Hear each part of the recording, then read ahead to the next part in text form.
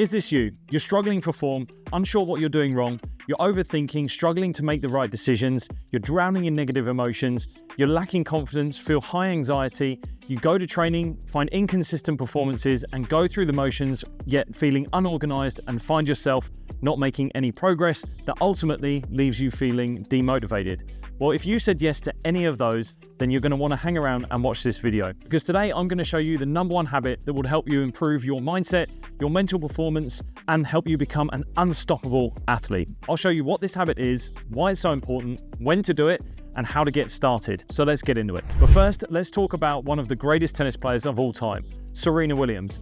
Having amassed 23 Grand Slam titles across her career, she was well known for her incredible physical and technical abilities, but there was something else she had, something that she had over everyone else, something that not only allowed her to consistently win, but dominate. And that was her mindset. Her ability to be calm under pressure, to stay driven, be focused, and consistently do it tournament after tournament. But how was she able to maintain it over such a long period? Well, during a 2019 quarterfinal at Wimbledon, we got an insight into a habit that she was doing that could have been the key to her high mental performance. During this quarterfinal, between points, she was seen looking at notes. And after winning the match, in a press conference when she was quizzed on it, she revealed that they were inspirational messages that she had written to herself. She said that, "I've been doing this for decades, and sometimes I just need reminders on the things I need to focus on so that I can go out there and do it."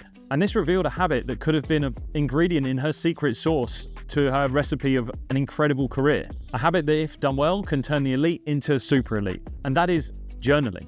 Journaling is simply the practice of note-taking, being able to put our thoughts, ideas, and emotions out of our minds and onto paper. It allows us to view them objectively, because most of our experience is subjective and we run on our emotions and our feelings. It helps us find clarity, focus, and structure our thinking, actions that ultimately lead to better performances and overall well-being. But let's dive into why it's so important. There are a wide range of benefits for journaling. It can take you from being a distracted, disgruntled, unorganized athlete into one that's calm, clear, and a focused athletic monster. And firstly, it allows for emotional regulation.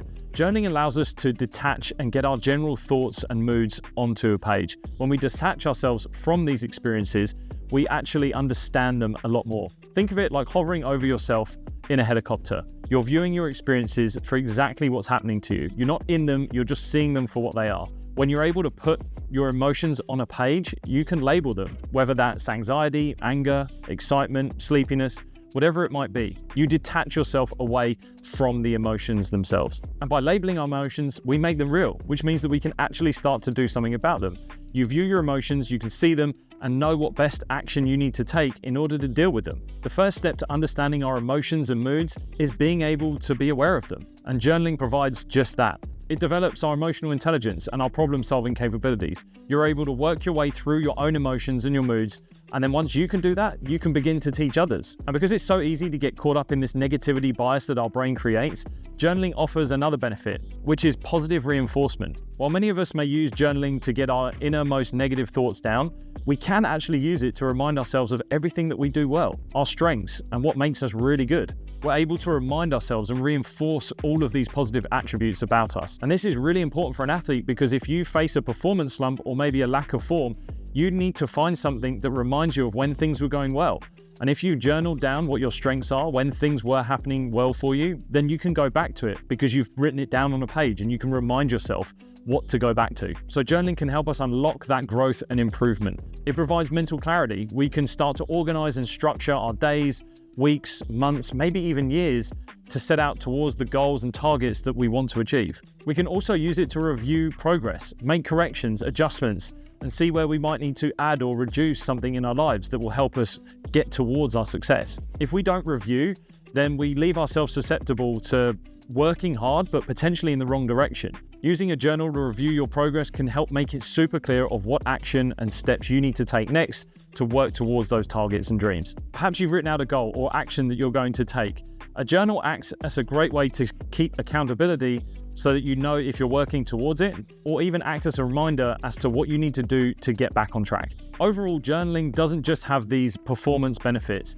It is one of the best things for our overall mental health and well-being. It allows us to build emotional intelligence, practice mindfulness and concentration. An athlete that I worked with knew that they wanted to try and achieve a goal, but they were getting so frustrated over years and years of trying and not going anywhere. But when we introduced the journal, they began to see an improvement. Not only were they performing better on the field, but they had a much stable mood off it and felt just better about themselves in general. When should we do it? So now we've looked at the benefits of journaling and why it's good for us. Well, there's no right or wrong time to start journaling. You just need to start. Perhaps you start journaling around training or competition. For example, you might set intentions and reminders, everything you need to be doing in competition. Take Nicola Olleschlager, Australian high jumper and Olympic silver medalist. Nicola Olleschlager is a journaling master. After every jump, she can be seen running back to her bench, opening up her journal and writing in it straight away. She's getting out all of her thoughts of what's just happened and what she's focusing on next. She uses it to reinforce her performances, writing down what went well, maybe not what so well, and what she's going to do next in order to perform even better. This can be anything from the physical, mental, technical, tactical elements of your game. When you use a journal around your performances in training and competition, you stop yourself from going through the motions. You'll be able to be clear on what it is that you have to achieve, what next steps you're going to take, and ultimately get the most out of your performance. And if you want to begin fine-tuning your training and competitions, then be sure to download the Mindstrong Sport app, where you'll find exercises with videos explaining those exercises and PDFs you can use as templates in your journal so that you can get the most out of your trainings and competition. The link for that is in the description of this video. Another time that you might start journaling is in the morning. And a great way to start the day is through writing out exactly what it is that you want to achieve. So you don't only just set out the goals and tasks that you're looking to do in the day, but also the mindset that you want to have. Perhaps you want to be committed, disciplined, enthusiastic, passionate.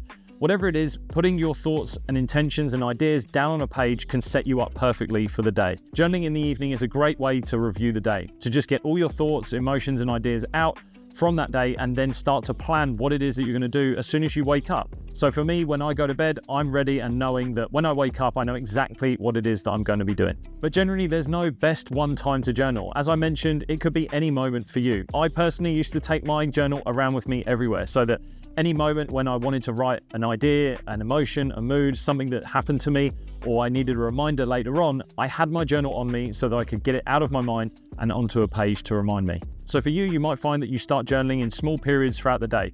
But the important thing is that you just start and see what works well for you. So really, journaling is a habit, and creating a habit is hard. It's not an overnight thing. So what you want to do is try and make it as easy as you possibly can.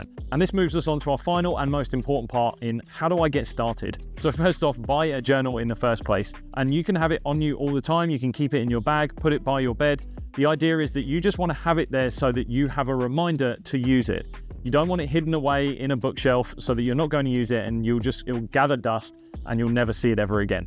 But to begin with, just start by putting down your general thoughts and emotions. Just let the pen do its thing on the page. Whatever comes into your mind, put that down. Over time, you'll start to uncover maybe a little bit more of what it is that you need. But if you need prompts and you want to answer questions, you may then begin to use prompts and create a little bit of structure.